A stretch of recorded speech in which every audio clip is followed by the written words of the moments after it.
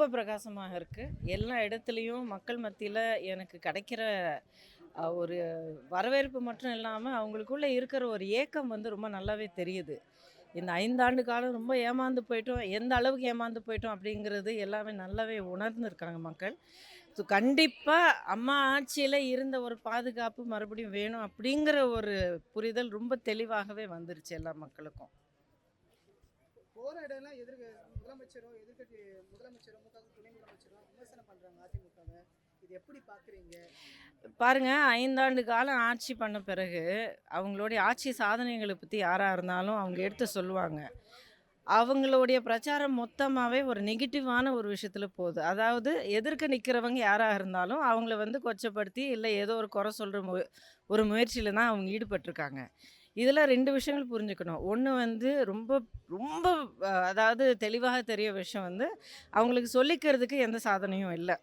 5 வருஷம் அவங்க வந்து ஆட்சி பண்ணியிருக்காங்க. இதுவரைக்கும் அவங்க பெருமையா ஆதாரத்தோட நின்னு, இது நான் செஞ்சிருக்கேன், இவ்வளோ நான் சாதிச்சிருக்கேன், மக்களுக்கு இது பண்ணியிருக்கேன்னு சொல்றதுக்கு ஒண்ணுமே இல்ல.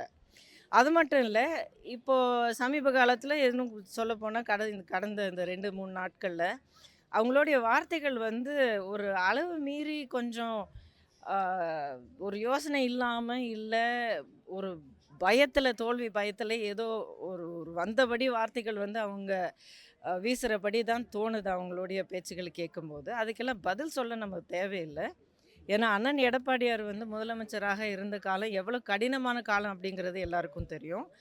அவர் எல்லாமே சந்திச்சு, எல்லாமே எதிர்கொண்டு தமிழ்நாட்டுக்கு எப்படிப்பட்ட ஒரு ஒரு சிறப்பான ஒரு ஆட்சி குடுத்தாரு அப்படிங்கிறது நம்ம எல்லாருக்கும் தெரியும். அமைச்சர் பெரிய கருப்பன் அவர் தொகுதியில மக்கள் முற்றுகையிட்டு போராட்டம் பண்ணியிருக்காங்க. மஞ்சு விரட்டு கூட்டம் நடத்தல.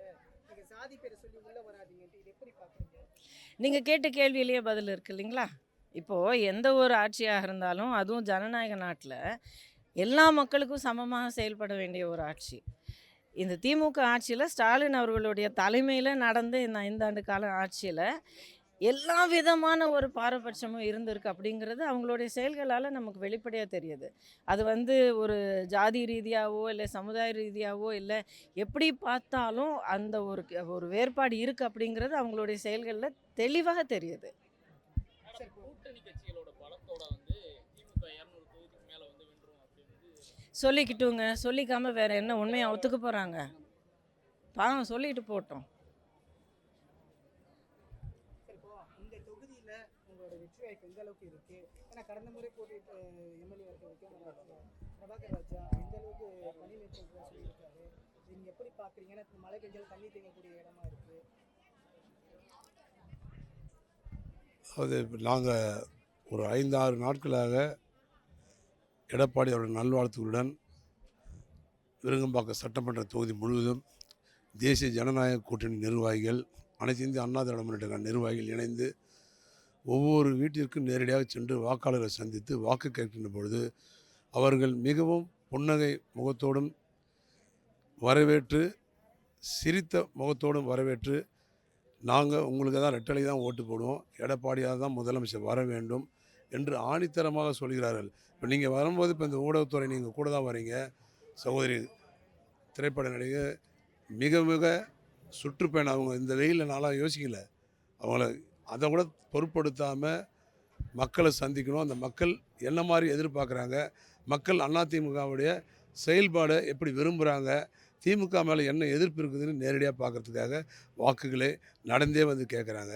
அதுவே எனக்கு பெரிய வெற்றி தான் நினைக்கிறேன். ஏன்னா மக்கள் ஒரு முடிவு எடுத்துட்டாங்க. இது மௌன புரட்சி. இந்த புரட்சி தான் நாளைக்கு வெற்றியாக மாறும். திமுக எந்த அடிப்படையில் அவங்க முகத்தை வச்சு ஓட்டு கேட்குறான்னு எனக்கு தெரியல. 4500 கோடி சென்னை மாநகராட்சியில் மழைநீர் கால்வா பணி செய்திருக்குன்னு சொல்கிறாங்க. இன்றைக்கி தேதி வரைக்கும் முடிக்கல. நாளைக்கு நீங்கள் வேணால் அவங்கள பேட்டி எடுங்க. 4500 கோடி நிதி ஒதுக்குனீங்களே, அந்த பணி முழுமையாக செய்துட்டீங்களான்னு கேளுங்க. எவ்வளோ தூரம் நடந்திருக்குன்னு கேளுங்க. பர்சன்டேஜ் தான் சொல்லுவாங்க. ஸோ அப்படின்னும்போது சென்னையில் 6ஆம் தேதி மனு தாக்கல் அன்றைக்கி நாங்களாம் மனு தாக்கல் பண்ணுற அன்றைக்கி காலையில் 9:30 மணிக்கு மழை பெய்ய ஆரம்பிச்சு 2 மணி நேரம் மழை விடாது பெஞ்சுது. அந்த 2 மணி நேரத்தில் 1.5 அடி தண்ணி தேங்கியிருக்குனால் அப்போ உங்களுடைய பணி எவ்வளோ மோசமாக இருக்குது அப்படின்னு நீங்கள் தான் புரிஞ்சுக்கணும். ஸோ அவர் பகல் கனவு காண்றாரு. பகல் கனவு என்றைக்குமே நிஜம் ஆகாது. அவர் கனவோடு முடிஞ்சிருந்தால் நாங்கள் நினைக்கிறோம்.